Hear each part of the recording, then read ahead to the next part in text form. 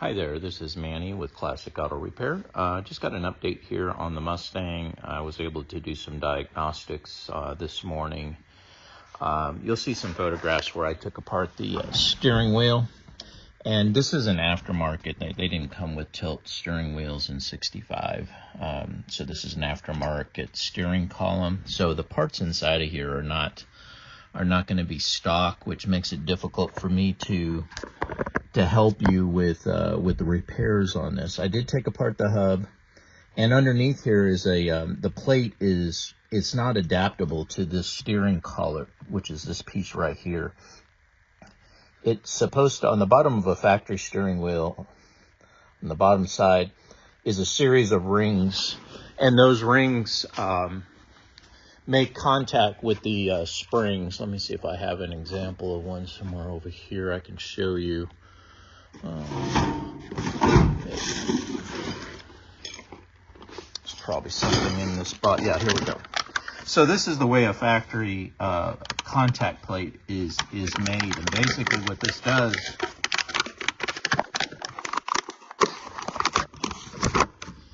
is this piece sets on the back of a factory Mustang steering wheel, and it goes through and sets in behind this column and this collar, and the backside touches the contact springs on the turn signal switch.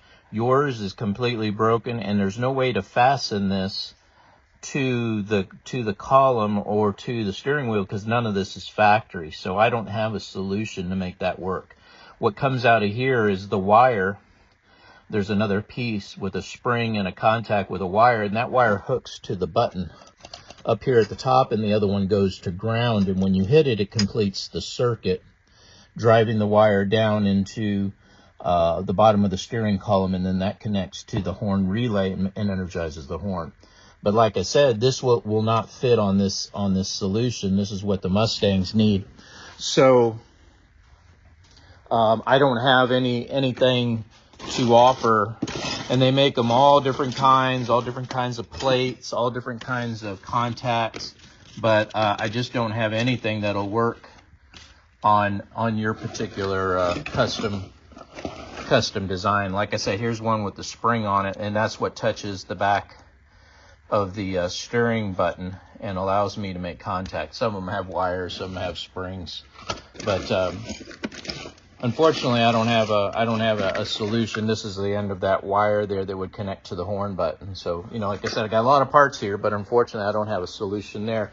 My recommendation here for a quick solution would be to put a horn button under the dash. A lot of the guys do this when they're not using factory steering wheels or steering columns. And this button can mount under the dash, makes you legal so that you can pass the inspection if you need to.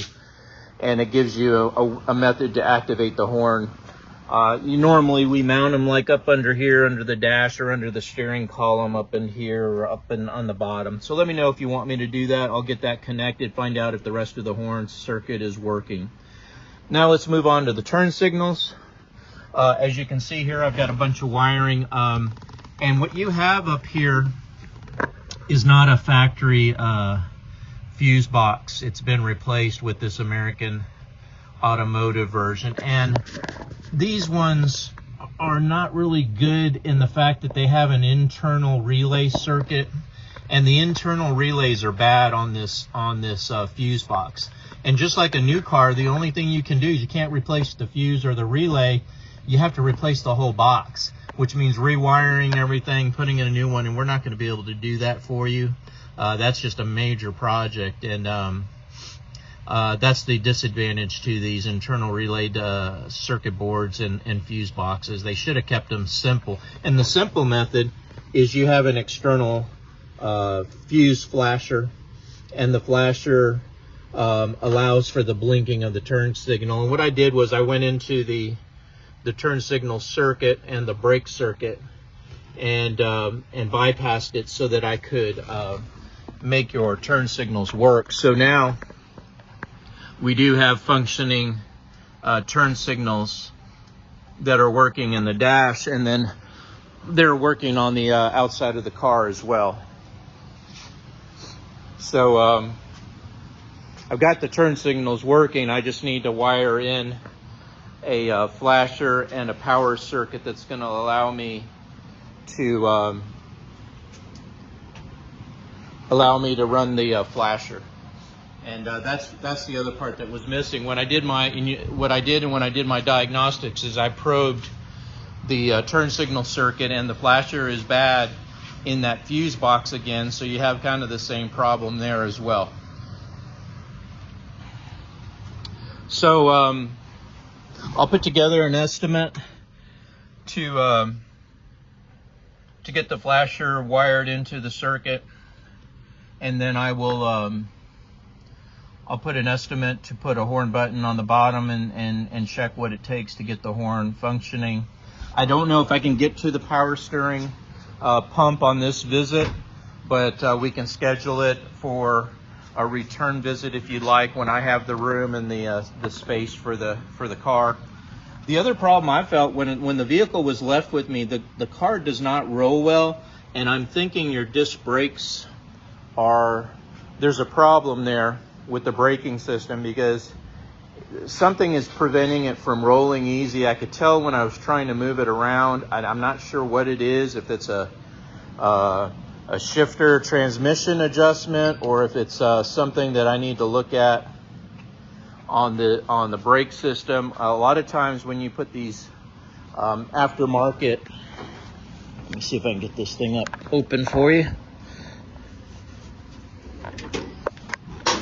When these aftermarket master cylinders and brake boosters are installed, a lot of guys don't know how to set these up, and there's a push rod that goes between the booster and the master cylinder. If it is not the right adjustment or the right rod, it will apply pressure to the master cylinder, which applies pressure to the brakes, especially when they get hot. Like after the car's been driven, the brake system pressurizes, and if they're slightly out of adjustment, it'll make the brakes actually hold on the front and keep the car from rolling smoothly, which creates a lot of problems. So that's something that needs to be looked at and addressed for drivability. Again, one of those things that we'll have to work it into our schedule, because we do have a 90-day wait to get into the shop to get work done. And I just wanted to get it in here as a favor to Hail Fighters and to Eric. I told him I'd take a look at it and get you guys going the right direction. But like I said, I can get the electrical items fixed.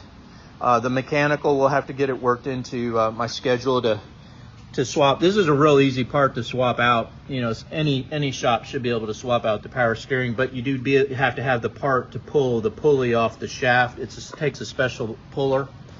Other than that, it's a pretty simple process. But I'll put together an estimate for you, and then you can let me know whether you want me to move forward with it. I'll get that fixed, and then we can get it back to you right away. Thanks. This is Manny with Classic Auto Repair. Thanks for watching.